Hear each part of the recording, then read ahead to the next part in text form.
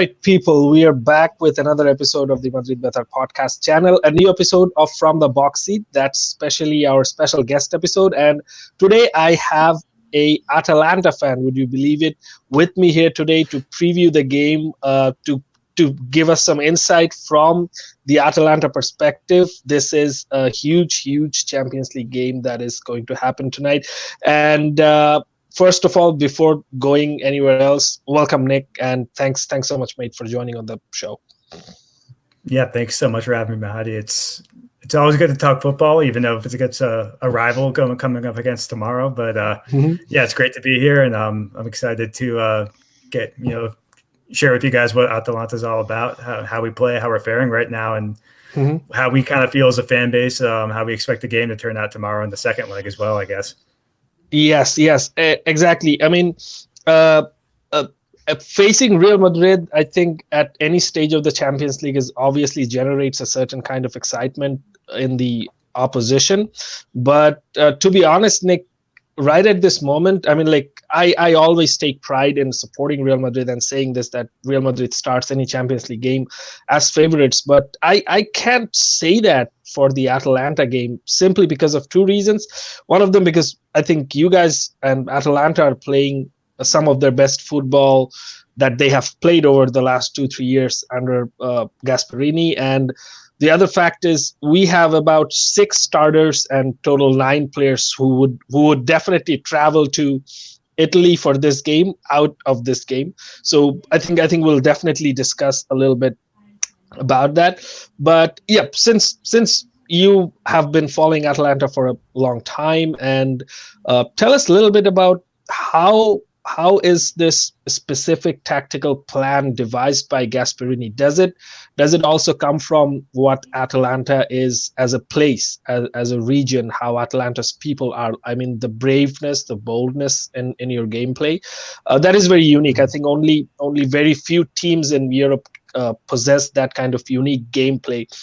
You might get hit on the counter a few times because of some defensive frailties, but the overall boldness and the uniqueness of your gameplay is really nice to see. If I weren't a Real Madrid fan, I would I would really probably be much excited to watch Atalanta tomorrow, but I can't say the same because I'm a Real Madrid fan. But tell us a little bit about like how that uniqueness or boldness is generated within the team. Yeah, absolutely. And yeah, just quickly, as you mentioned, with 6-year starters being out, even the betting sites are kind of going the same way. I was shocked when I looked this morning that Atalanta was the favorite for tomorrow on most betting websites, which is kind of surprising. But yeah, it's kind of a little tangent. But I guess with the tactics and the way that Atalanta plays, especially in Serie A, it's quite unique. You watch an incredibly intense pressing team. Center backs are always going to be, pushing up past the halfway line, dogging somebody who has the ball until they pass it off or lose possession or are able to get by them. And then it goes up to the midfield as well. And then, the center forwards even put their duties in pressing as well, relatively strongly. And it's just kind of I won't say an all-out attack because we've kind of developed a more tempered system at times this year where we're not just sending, 9 or 10 guys forward, but that really is the name of their game still, where they really just try to get as many bodies forward as possible. You'll see the wing backs, but Hatabur obviously is hurt, so he's not going to play, but Mele and Gosens always are flying up the flanks, trying to be on the end of a cross from somebody else. We call the classic Atalanta goal being one wing back centering or crossing another wing back usually scores, and usually it's Gosens on the end of a goal. He's got 7 this year in Serie A alone. Yep. And it's a very aggressive style, which is very anti-Italian. When people think of Italian football, the old adages, it's just incredibly tactical, defensive, just kind of play for a 1-0 win, kind of Allegri style, if you may have it, when he was at Juventus at the helm there.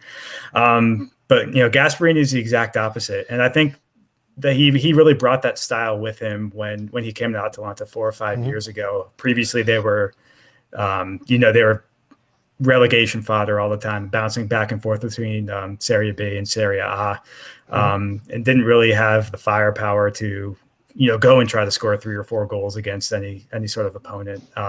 So that style of football really came with him since he's came. And, he has players who can fit into his system. He looks for really specific types of guys who can play the system he wants. And it's worked wonders so far for him since he's been at the helm. I don't think we finished less than 7th place in the league since he's arrived in Bergamo. Yep. And I was actually listening to other podcasts, and pretty much every source that I could reach out to get some insight into what the game might be, just apart from watching other games as well. A lot has been talked about about Atalanta's press, of course, and also like how they overload one wing or one flank or one half space, and just create those penetrating runs in the half space to create spaces for then forwards to move into places, especially in the final third. I think that is going to be one of the things that Real Madrid would really have to be wary about. And also from a tactical standpoint, Real Madrid are not in the best place right now because simply like half of the squad is injured. I mean, if other people were fit, there is no way that probably Mariano would start tomorrow. I'm not too sure about Vinicius, and Asensio might have started because Hazard's injury problems haven't stopped this season as well. But Benzema would definitely start ahead of Mariano if he was fit.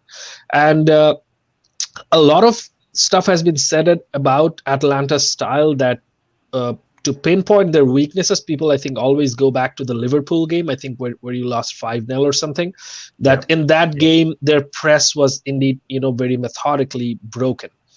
And Real Madrid as a team, I don't think we're necessarily a team that struggles extensively to get out of a press. If Modric and Kroos are well positioned and they're on song, it's very difficult to hold Real Madrid under the press. And especially as I talked about, if Benzema is there, he holds the ball well as well in particular positions in the final third, where it's difficult to out press Real Madrid at times. Not always. Like we've had difficulties against severely pressing teams as well. Like in the last season's round of 16 second leg, Manchester City pretty much out pressed the game and got the game their way. So in those specific positions, I think Real Madrid are, if they don't change their basic 4-3-3 formation, they're bound to suffer a little because of the absence of Benzema.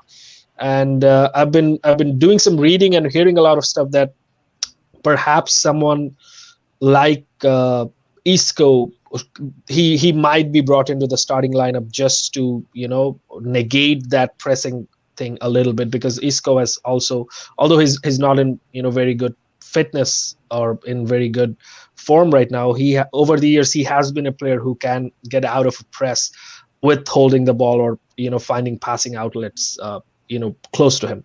But one key thing that I want to ask you is that Atalanta basically doesn't care about a plan B. I was actually listening to this exact same thing on the Managing Madrid podcast today, that they don't care about a plan B because they have a plan A that's so good they hardly ever need to think about a plan B, because pressing, although pressing has always been in football, but if you press relentlessly, and if you can press very methodically, getting out of a press is one of the difficult jobs in football. So they have never compromised with their style. They've always stuck to their style and believed. And I think if there were any technical deficiencies over the years, like just players not having enough experience at the top level, I think under Gasperini that has also been marginalized a lot, or that has been that has been leveled a lot, because now when we see players like Zapata, Muriel, or Ilicic, they're just getting better. And especially Ilicic, I think he's one of the best players in the final third in the whole world. Just how he finds space, how he finds the correct pass, and how he looks for the correct man every time. So what is a realistic goal, do you think, of this kind of a process? Does Atalanta even has that kind of a goal that they see themselves probably winning the Serie A or going as far as Leipzig went last year in the Champions League? Do they have that kind of a specific goal based on this kind of process? I think at this point, well, I think, this year's less unique than last year, where it was a single leg after the round of 16 for Champions League. And hey, they were 3 minutes away from, getting past PSG and then making it as far as Leipzig. So I think in terms of UCL or Champions League expectations, getting back there, while isn't necessarily realistic, like on the, in the grand scheme of things, I think that probably still is a goal to try to get as far as possible, make it to the semis, and things potentially could line up for him to do that. Going back, nationally, domestically, Serie A at this point, it's a great year across the entire division. I think, I forget how many points Inter has now, but I think seeds are places 1 through 7. I think they're only 12 points apart. And if you discount Inter, then there's only 6 points apart between Milan, who's second, and then Napoli, who's in 6th place. So it's a really tight race. Serie A is probably out of the question now, but the fact that there is more parity in the league now, maybe not this year, if they can keep the squad together next year, I think it's a potential goal to, potentially shoot for the Scudetto next year. Top 4 is always going to be a goal going forward, I think, as long as Gasperini's at the helm and he has the squad that he wants. But saying Scudetto every year, semifinals of the Champions League every year is probably a little too much, I think, for the ambitions of a club that, for all intents and purposes, Cristiano Ronaldo almost makes more than the entire squad put together. Him plus De Ligt, I think, equals the entire budget for Atalanta. So they're always fighting against that a little bit, since they're still, they're a smaller regional squad, even though they, they're bringing in Champions League money. They always do really well turning players for profit. So they could, who knows, maybe they'll start splurging eventually, smartly, as they always would. They wouldn't just splurge for the heck of it. But I think we're in a good spot right now in terms of, we have ambitious goals that aren't. We have ambitious goals, and we're at a good spot where if we don't attain those, just because of the place we're kind of at, in terms of kind of punching above our weight, if they're not met, it's like, okay, like, we kind of expected that in a way. But even though it sucks at the time, at the end of the day, you go back to the drawing board and then you think about what we can do to get back there, because we've shown we can, and have the ability to do that, not just with the players, but with the staff that we have around that builds such a solid group, personnel wise, from coaching, trainers, and the players as well. Yep. And one key thing that, like, Real Madrid fans are basically fixated with fitness right now, because our fitness is in complete shambles at the moment. And we have generally, seen that Italian teams are very strict regarding fitness as well, and I think Atalanta is no exception, and they're, I think, one of those top teams who emphasize on fitness a lot. And I just got kind of depressed when I was seeing on who scored, like who's injured for Real Madrid and who's injured for Atalanta. So you guys have just one name, and we have like this huge column. So one more thing I think interesting talking point could be fans. We're obviously playing behind closed doors, both legs. I think we're not having any fans tomorrow, and the return leg in the Alfredo Di Stefano Stadium, there are also not going to be any fans. How much of a difference from the Atalanta perspective? How much of a difference would have the fans made, you think, tomorrow? Especially, what fiery atmosphere would have been there if fans were allowed? I think it would be huge, just for a lot of reasons. If you want to tie it into everything that's happened the past year with COVID. Bergamo was kind of the hot spot in Europe for at least for the beginning of the pandemic. And I think not being able to play in a Jewish stadium last year, having to use San Siro for our home games, was a bummer to the fans in Bergamo already. And now that we actually get to play in our home stadium, the fans aren't allowed in. So just that fact alone is kind of unfortunate. But if they were there, I think everything that's kind of culminated over the past year would have, it would have made it even more fiery than they already are. You see videos. I think it was against Milan when they came. It was a month back. Just the cavalcade of people out on motorcycles and Vespas, shooting flares off, guiding the team bus into the stadium. Like, it just showed that fiery passion. And I think being able to play, one of the best teams in La Liga, it would have absolutely carried into the stadium and made an unbelievable atmosphere. But it's just sad in general. I think that part of the game isn't going to be here in either leg, or just, in football across Europe in general, it's not there. In terms of playing, from a sporting standpoint, it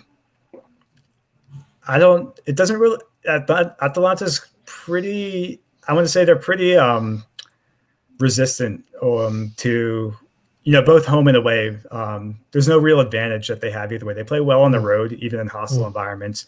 And then at home, they'll lose really questionable games. It's like, you're playing a relegation team, and then you're losing 2-1 at home with fans. Like, what's going on? So that it's just a dice roll sometimes. And I think it just oddly doesn't affect them. I feel as much as, as pundits or people will say, like, oh, playing away is, much more difficult for other teams. They seem to be more resistant to that.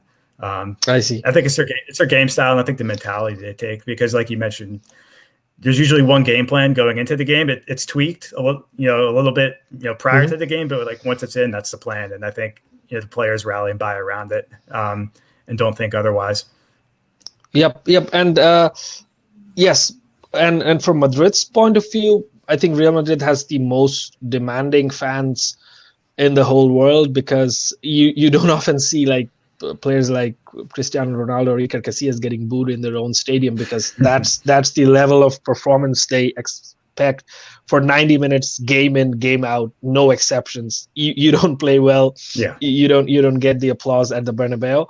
But also, I think in terms of Champions League nights, even like I've never been to Madrid, but what I really miss even watching on the television or on a stream is that when Real Madrid plays a home game in the Champions League, and especially if it's a knockout game, when the bus enters the stadium, there's like people, flares, fire all around, and the bus moves within that road. So that is how fans get that emotion. That is how players get the emotion running into them, and that kind of gets them going. That was the feeling around Madrid for a long time, but in the times of COVID, that is of course not possible. And where they play right now, that is actually pretty far from the Bernabeu Stadium. And also, I think having a crowd like that, if you're like you need one goal in 3 minutes, you're trailing on the second leg by 1 goal or 2 goals, having that kind of crowd atmosphere, that is when somewhere the Bernabeu crowd wouldn't boo Real Madrid players. They'll get rallied behind them. Try to rally them on. Exactly. they'll rally them on. So yeah, I think both teams would definitely miss the atmosphere, if not the emotion of such a big occasion. And we'll actually talk about a little bit. I made this couple of graphics yesterday. If you already don't know, I think you already do, that some people actually don't know. I saw these on your Twitter page as well. They're really good. I just want to say that first. Yeah. Yeah. Thanks, man. Thanks. Appreciate it. So, even I did not realize offensively what kind of a juggernaut Atalanta were. So as you can see, like they're for most attacking things, they're best in Serie A. And right now, as you said already, that Serie A teams are not that defensive anymore. Like they do play good pure attacking football.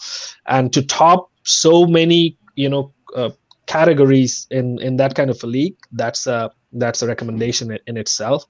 And also for our viewers, I would show this one more time on the the screen. That you said that they have one system, but they like to tweak it a little bit. If it's either the 3-4-2-1 or the 3-4-1-2. I think sometimes Ilicic starts a little bit on the right, and sometimes depending on the opposition and if he needs a little bit of a more central channel, Gasperini uses Ilicic from the middle. And speaking about Papu now, especially without Papu, and I was actually coming to that. Papu has come to Sevilla, and hope he helps us eliminate Barcelona from a few places. They're playing Barcelona back to back next, but Papu was your captain and basically your main attacking hub. He would be that funnel in the middle, although Atalanta don't play that centrally, but he would be that outlet that would work as the chief distributor of things or the main orchestrator of things in the final third. But Ilicic was probably an even better offensive option when Papu was around. So how are Atalanta basically dealing with Papu's absence from a leader's perspective as well? He was the captain for some time as well. And also the sporting side, how are you dealing with Papu's absence overall? Sure. So it's weird. The incident that really started everything off was the fifth Champions League game against Midtjylland. And that's kind of where everything started unraveling with him, and no one really knows what happened, and who knows if we ever will know what actually happened. But ever since that happened, surprisingly, when he has not featured in the lineup, we've been playing pretty well still. We're still scoring goals at a good clip. Defensively, obviously, defense has been fine still because he contributes in the press, but obviously he's not tracking back to stifle counterattacks or anything like that. But from a goal standpoint, we still get our goals. Ilicic has been on, he's either non-existent or he's unstoppable. And there's a couple of games where he's just been absolutely unstoppable this year. And exactly what he's going to do, but you still can't stop him. Yeah. But I think the thing that we miss with Papu the most is it's a lot of times, like even though we've talked about how Serie A is much more attacking, there still are games where teams will sit back, park the bus against Atalanta, and just say beat us, try to get a goal by us. And two games I think of in particular, Genoa and Udinese. They were back-to-back games. We were able to squeeze one by Udinese, but Genoa was a 0-0 draw, and there were probably 4 points there that we probably should have had, that we lost out on, only getting 2 of the 6 points. And that's kind of, I think, where we miss Papu sometimes, when everything's not flowing like a well-oiled machine, which Gas tries to set up with numerous attacking options, with the wing backs, Ilicic leading things, holding the ball up with Zapata, etc. Papu would come and say, okay, guys, just give me the ball. This is where I'm going to kind of take over a little bit and just be the catalyst for some sort of, attack that and kind of pull it out of nowhere. Ilicic can do that. He's just, I don't know, he doesn't have that assertion to him, I feel sometimes, to actually go ahead and want to take the game by the horns. And I guess that's what you get from a captain too. Your captain wants to come up and step in and do what your team needs from you. But at the same time, we still are getting well without him. It obviously is unfortunate that things couldn't get worked out between Gasperini himself and whoever else was involved in the soap opera. But I think the fact that a lot of the team has been together for a really long time, both Remo Freuler and Martin de Roon played their 200th games recently in Atalanta shirts. Rafael Tolo, who's currently the new captain now, I don't think he's at 200 games yet, but he's very close. Baracim City also is up there, as well as the wing backs. So a lot of the guys on the squad who feature in the starting 11 have been there for a really long time and have a really good relationship as it is. So I think that probably helped lessen the blow, because the captain wasn't really the glue that was holding everybody together. There was already a strong relationship and teammate bond that was already forged just from guys knowing each other for so long. Yep, and I think Ilicic was going through some mental health issues last year as well. I really felt bad for him, and I'm happy that he's back and playing, and probably close to his best again. And we have a a few more stats actually. So Ilicic, Zapata, Muriel, and Gozens. These guys have, I think, combinedly scored so many goals, and especially for Gozens, I was surprised when I was checking Gozens stats. I'm like, oh, hold on, this is not right. This guy's a defender, and like, Yeah, I'm like, exactly. okay, I can make sense of his assists, but like, does he take penalties or something? Then I check, like, no, he scores, outplay, outfield goals anyway. But if there is anyone else apart from Gozens, Muriel, Zapata, and Ilicic, from an attacking perspective, even from someone from a midfield, would you like to name someone who could be, cause some concern to Real Madrid? Because the names that I just said, it's pretty obvious that Real Madrid will watch out for them. But apart from them, is there any other surprise package in the team that can cause, significant damage that you think can be, a cause for concern for Real Madrid?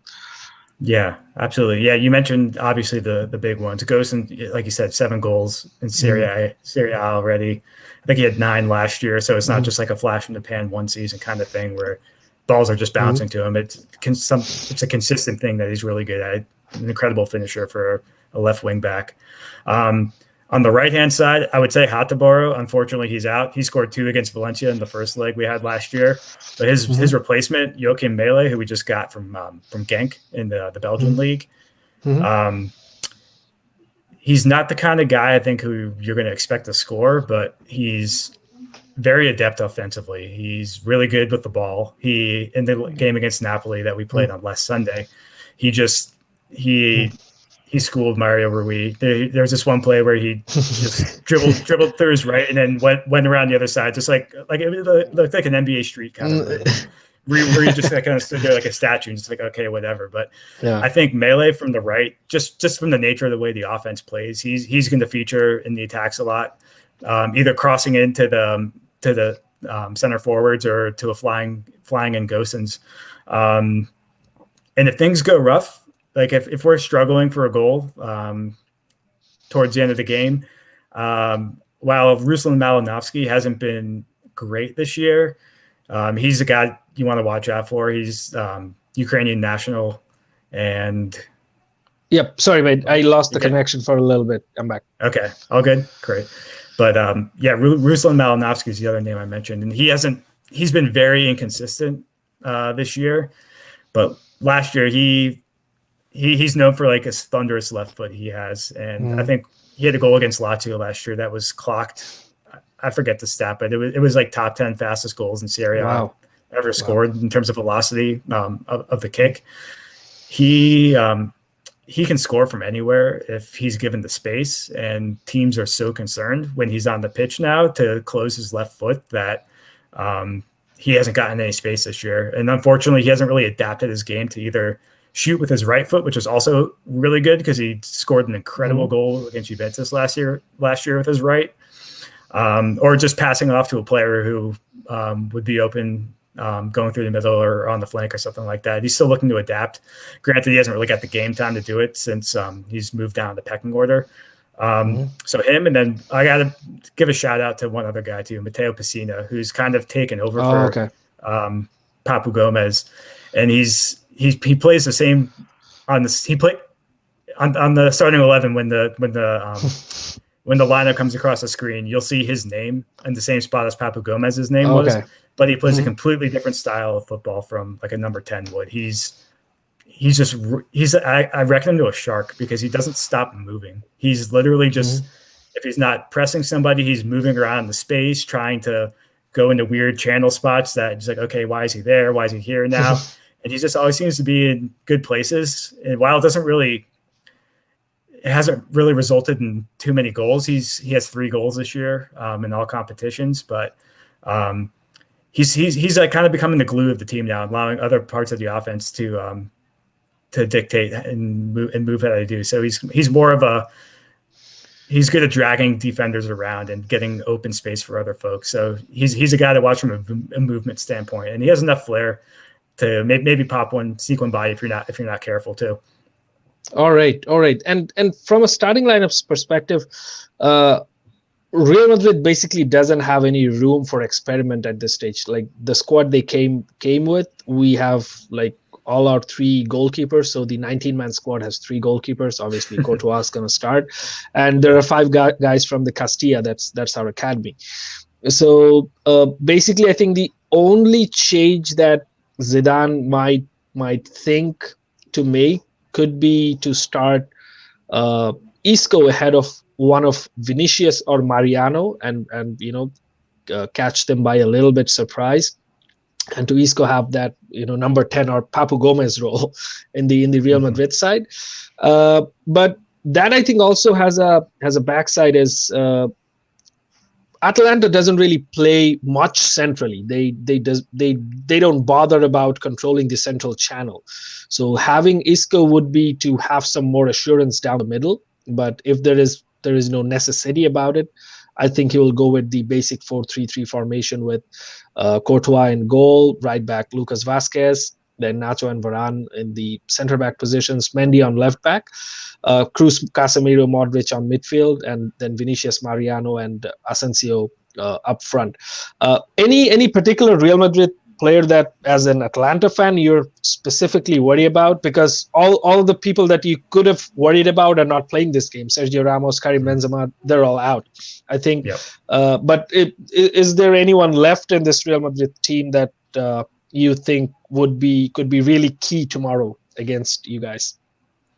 Yeah, there's well, I think even with all your injuries, I think the fact that you still have your midfield three healthy and intact with Modric, Cruz, and Casemiro is huge. Everyone knows what Cruz and Modric can do, and Casemiro just seems like a destroyer in the middle. And I think he can, if Ilicic starts, which I presume he will, he might be a guy who can really get under Ilicic's skin a little bit and thwart any attacks that he might have coming across. Right. I know one thing Atalanta struggles with a lot is I guess most teams do, because central defenders are never going to be your quickest guys. But Vinicius, even though it seems like you guys are very lukewarm on him, and I don't know. No, we're not necessarily. No, you're not. Bangladeshi fans, like, what do you mean lukewarm? Like we try to cut him some slack in that sense. No, I mean, like, he has so much potential, kind of, but he's just not living up to what you expect. No, yeah. That you're right. So especially from where I come from, and the viewers that are mostly watching this podcast, hardly any of us are over the moon about Vinicius. He obviously, the potential thing that you said, he had a very high ceiling when he first appeared onto the scene. It appeared that he has a very high ceiling, but I think his decision making is definitely questionable. In the final third, some of the decisions that he makes, it goes with nothing. It doesn't go with the flow of the game. It doesn't go with the level of expectation or the expected level of performance that is expected out of a Real Madrid player. Nothing goes with that. In fact, he had a very good start to the season. I think roundabout until match day 5 or 6, he was our top scorer. But then the guy just lost it again. So from Vinicius, the basic expectation is he will do things here and there. You will see him on the pitch. He will not be an invisible man on the pitch. You will see him doing things, but to channel that energy into the into a right possible way, I think that's going to be key for him, because he has the skill, he has the speed, which you said, like, for the central defenders not having much speed for Atalanta. I think that is somewhere Zidane is going to bet on Vinicius to be useful, because he has pace, but without proper decision making or without knowing when to release the ball, which Vinicius struggles a lot with, that speed would probably not put to good use. But as you were saying, that we were not completely over the moon about him, but there are also people who haven't given up on him yet. Right. Which is fair. And I guess me not watching him, I kind of assume that, he'll be I guess he'll kind of be like an eternal prospect, where it's like 7 years from now, it's like, we're still holding out hope for him to come through, kind of thing, maybe. But I hope not for your case. I hope he blossoms and does well. But what you're talking about, we're kind of over the moon about Rodrigo, the other Brazilian kid that we have, and he got injured at such a bad time because Real Madrid was kind of going through this passive phase of gameplay when like every game was getting more dull. Then Zidane started Rodrigo on the left wing for a couple of games, and he was really refreshing to watch. He was doing things off the ball. He was playing, through balls on the air. It was beautiful to watch. And then the guy got injured for 3 months or something, and we still don't know when he's going to be back. So right. that's the overall condition. Nick, it's been an absolute pleasure to host you today, and I think we had a very intriguing, a very nice chat about the huge game that is bound to happen on Wednesday night, and I think it is a huge game for both the teams, and the least we can expect is some top quality football. Agreed. Yeah, thanks so much for having me on. It's good to hear your perspective about the game tomorrow. And while I can't say good luck, well, I guess I can say good luck. I'm just hoping for a good outcome from us. Okay. So forza Atalanta. Yeah. I can say good luck to you either for these two games, but good luck for everything else everywhere, most definitely. And we hope that we get to do this definitely, or we get to collaborate in some regard definitely before the second leg as well, which is also going to be a great game. But until then, it's been an absolute pleasure. Take care, Nick. We'll see you again. Take care. All right.